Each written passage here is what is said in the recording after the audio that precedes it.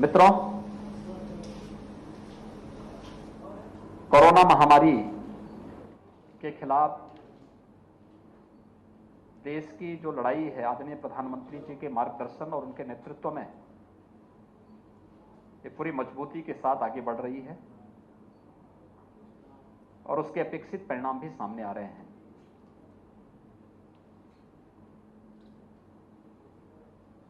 First wave के समय ही आदरणीय प्रधानमंत्री जी ने कुछ मंत्र दिए थे देश को,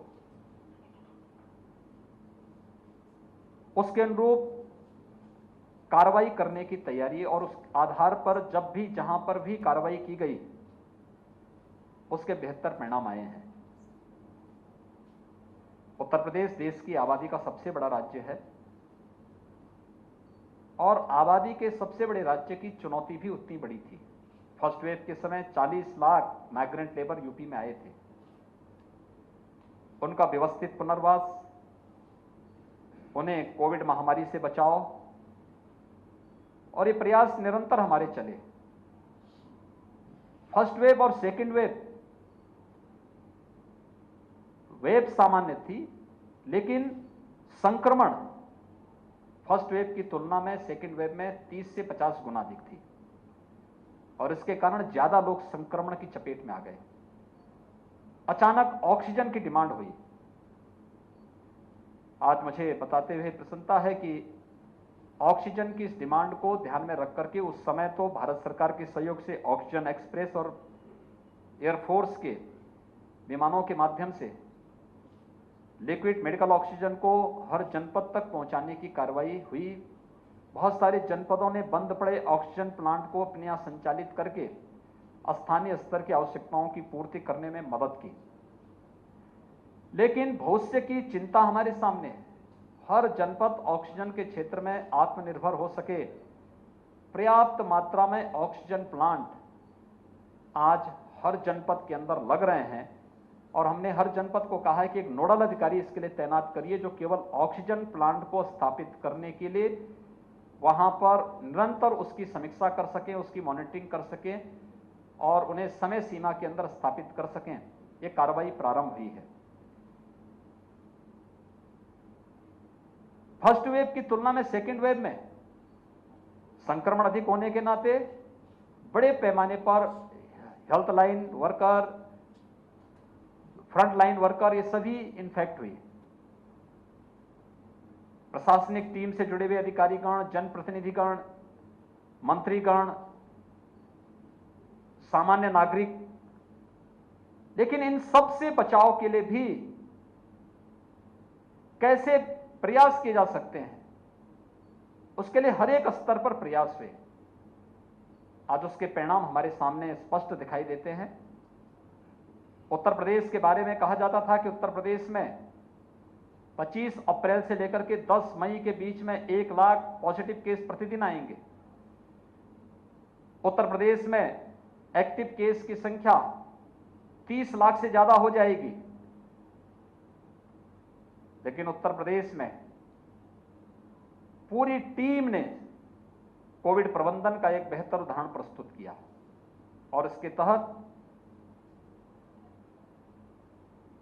टेस्ट एंड ट्रीट का जो फार्मूला आदरणीय प्रधानमंत्री जी ने देश को दिया था, हम लोगों ने उसको प्रभावी ढंग से लागू किया।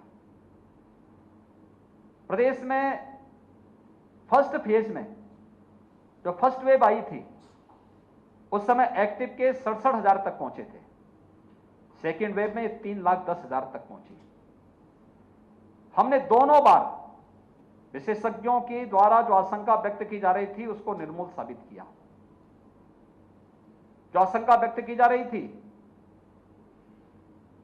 कि सेकेंड वेव में यूपी के अंदर प्रतिदिन 1 लाख पॉजिटिव केस आएंगे, हम लोगों ने इसको 38,000 तक सीमित रखा और आज 3,10,000 के एक्टिव केस घट करके प्रदेश में 69,000 मात्र रह गए हैं।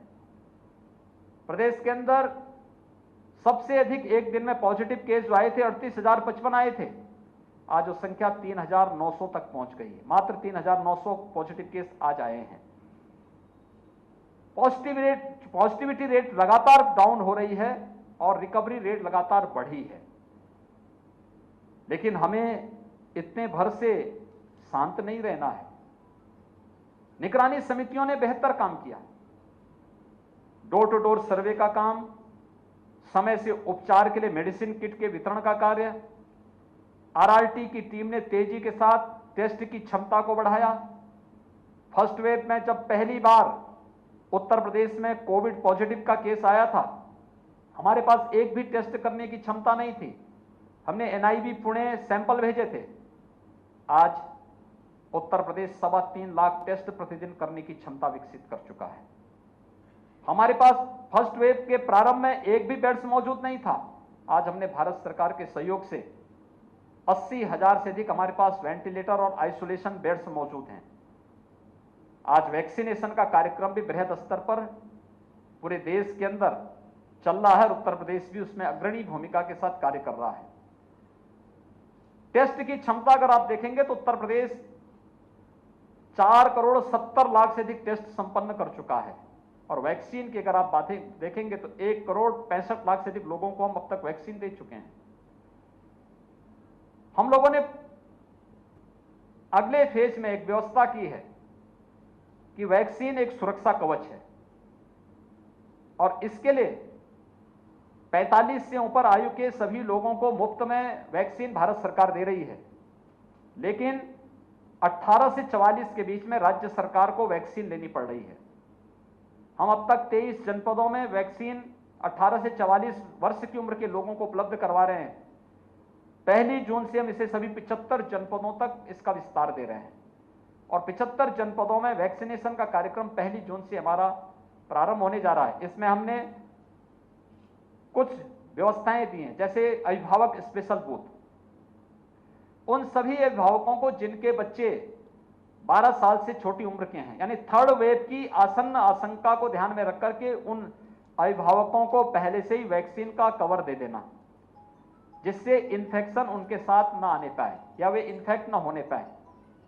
दूसरा, हर जनपद में पीडियाट्रिक आईसीयू और नीको के निर्माण की कार्रवाई हमारी तेजी के साथ प्रारंभ हो चुकी है। बहुत सारे जनपदों ने बनाने की कार्रवाई आगे कर दी है, कुछ लोगों की यहाँ तैयारी चल रही है, लेकिन थर्ड वेव के आने की जो आशंका व्यक्त की जा रही है उससे पहले हमारे ये सभी कार्य लगभग संपन्न हो चुके होंगे।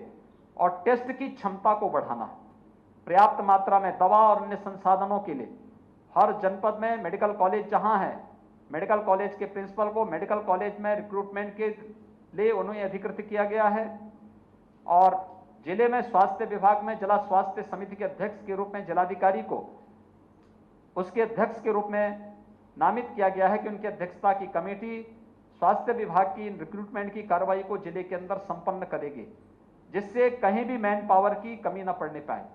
मैन पावर के रिक्रूटमेंट, उनकी ट्रेनिंग की कार्रवाई, ये सभी हमारी पैरेलल चल रही है। कोरोना के खिलाफ देश की लड़ाई को मजबूती के साथ आगे बढ़ाने का कार्य हो रहा है। मिर्जापुर मंडल ने मां विंध्यवासिनी की कृपा से अच्छा परिणाम दिया है। एक समय यहां पर पॉजिटिविटी रेट लगभग 35% के आसपास पहुंच गई थी, लेकिन एक सामूहिक प्रयास, जनप्रतिनिधियों का मार्गदर्शन, प्रशासनिक टीम और हेल्थ विभाग की जो टीम थी, हमारे कोरोना वॉरियर्स थे, इन सब ने मिलकर के जनता जनार्दन के सहयोग से आज इसको हम न्यूनतम स्तर पर लाने में सफलता हमें प्राप्त हुई है। यानी 2 से नीचे पॉजिटिविटी रेट तक यह मंडल पहुंचा है और आने वाले समय में इससे बेहतर परिणाम लाने के लिए आज उन्हें कहा गया है। हम लोग पूरी तरीके से सेकेंड वेव में जो एक और समस्या देखने को मिली थी वह थी कि पोस्ट कोविड केयर की। फर्स्ट वेव में इसकी आवश्यकता नहीं पड़ी थी। हर जनपद में पोस्ट कोविड वार्ड के निर्माण की कार्रवाई युद्ध स्तर पर चल चुकी है, बहुत सारी जगह बन चुके हैं। मिर्जापुर में भी पोस्ट कोविड वार्ड, यहां पर आज वहां पे मैंने देखा 5 पेशेंट वहां भर्ती हैं और मैंने उनसे स्वयं वहां जाकर के बातचीत भी की। वे अपने आप को अब पूरी तरह आरामदायक स्थिति में पा रहे हैं। ऐसे ही थर्ड वेव की भी तैयारी हमारी इसी दिशा में आगे बढ़ रही है और मेरा विश्वास है कि देश की जो लड़ाई कोरोना महामारी के खिलाफ चल रही है, इस पूरी एक सदी की सबसे बड़ी महामारी है। इस महामारी को मजबूती के साथ सभी को मिलकर के शासन, प्रशासन, हेल्थ वर्कर, कोरोना वॉरियर्स, जनता जनार्दन और सभी लोग जब मिलकर के इसके खिलाफ सामूहिक लड़ाई लड़ेंगे तो इसके अपेक्षित परिणाम सामने आएंगे। और उसी लड़ाई को लड़ने के लिए हम लोग जगह जगह दौरे भी कर रहे हैं, एक अभियान के साथ जनता जनार्दन का सहयोग भी ले रहे हैं, जनप्रतिनिधि भी लगातार दौरे कर रहे हैं। हमें व्यक्ति के जीवन को भी बचाना है और उसकी जीविका को भी। हमने पूरा लॉकडाउन नहीं किया है, एक कोरोना कर्फ्यू लागू किया है। हमारी कंस्ट्रक्शन के कार्य चालू हैं, हमारे उद्योग धंधे चल रहे हैं, सब्जी मंडी, खेती किसानी से जुड़े हुए कार्य, ये सभी कार्य हमारे चल रहे हैं। लेकिन हर एक जगह कोरोना को परास्त करने के लिए सोशल डिस्टेंसिंग का पालन, मास्क की अनिवार्यता, Covid care centre, Covid help desk, ये सभी उसमें सतर्कता के लिए बनाए भी जा रहे हैं, बनाए भी गए हैं। हम लोगों ने ये भी व्यवस्था की है कि कोविड के नाते बहुत सारे लोगों की जीविका प्रभावित हुई है, उनको सपोर्ट करने के लिए प्रधानमंत्री गरीब कल्याण पैकेज के अंदर मई और जून में हर जरूरतमंद गरीब को निःशुल्क खाद्यान्न उपलब्ध कराया जा रहा है। जून, जुलाई, अगस्त में राज्य सरकार हर गरीब और जरूरतमंद को निःशुल्क खाद्यान्न उपलब्ध करवाएगा।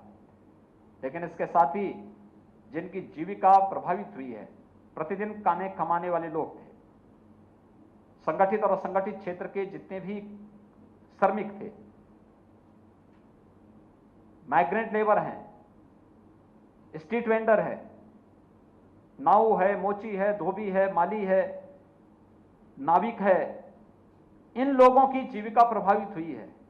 इन लोगों को भरण पोषण भत्ता जून में हम उपलब्ध करवाने जा रहे हैं। कोरोना के खिलाफ इस लड़ाई को सामूहिक प्रयास से परास्त किया जा सकता है। और मेरी आप सबसे भी अपील है, हम लोगों को तैयार करें कोरोना प्रोटोकॉल का पालन करने के लिए, मास्क और 2 गज की दूरी का पालन करने के लिए। शहर हो या गांव, कोई टेस्ट करने से ना भागे। वैक्सीन हर व्यक्ति को सुरक्षा कवच देगा, हर व्यक्ति वैक्सीन जरूर लगाए। लेकिन जिस दिन उसको सेंटर में बुलाया जाए, जो नजदीक का सेंटर हो, हम लोग कॉमन सर्विस सेंटर को भी अब आने वाले समय में वैक्सीनेशन के साथ जोड़ रहे हैं। तो ये एक बड़ा अभियान होगा जो लोगों को एक सुरक्षा कवच दे सकता है। और मेरा आप सबसे अपील है कि हम मीडिया के माध्यम से भी अगर इस प्रकार की अपील लोगों के लिए जारी करें और लोगों को इसके प्रति जागरूक करें, तो निश्चित ही कोरोना महामारी को पूरी तरह समाप्त करने में पूरे देश को मदद मिलेगी। धन्यवाद।